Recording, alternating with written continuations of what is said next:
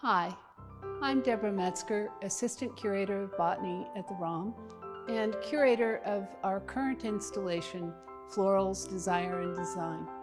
Florals opened in February prior to COVID, reopened in July, and will remain open until September 2021. It is a companion exhibition to The Cloth That Changed the World, India's painted and printed cottons. Florals, Desire and Design is set in Europe in the 18th century, a time of global trade and exploration that saw an influx of luxury trade goods from around the world and also of botanical specimens. It was a time when Europe became obsessed with flowers. Florals looks at the connection between art, culture, and nature at this time. Over the next several months during the course of the exhibition, I'm going to be exploring in depth some of the things that are on display in the exhibition. The object that I'd like to share with you today is this splendid wall or bed hanging, also called a palampore. It was handmade in India, specifically for the European market, and is an example of one of the luxury goods that I mentioned in my introduction. Europeans were absolutely obsessed with florals, and they wanted their homes decorated with all things florals. So the East India Company commissioned and imported hand-painted Indian cotton, which was very much a luxury good at the time, but people used it in their bedrooms and in their small living chambers, either as hangings on poster beds or actually on the wall and sometimes as bed covers. And this is one of 4 that we show in the exhibition. This one is particularly interested in a section of the exhibition that I call Based on Botanicals, because we actually have been able to determine the source of this.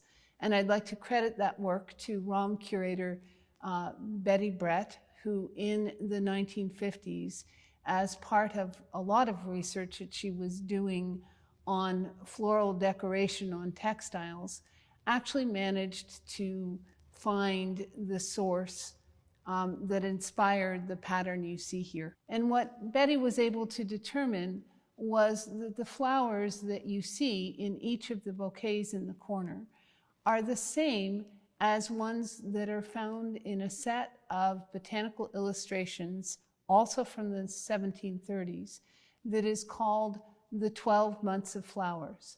12 Months of Flowers were a set of paintings that were done by Pieter Castells, and it was commissioned by Robert Ferber, who was a nurseryman.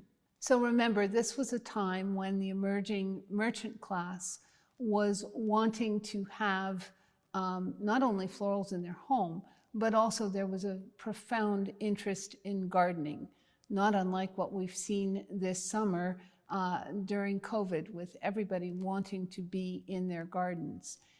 But unlike now, when we just go to a nursery and pick up an already potted plant, they would have seed catalogs, and the nurseries would provide many of the different flowers that were being imported from around the world. So Robert Ferber's set of prints was sent out to patrons, and each of the 12 months told what flowers would be in bloom in that month that he had available from his nursery.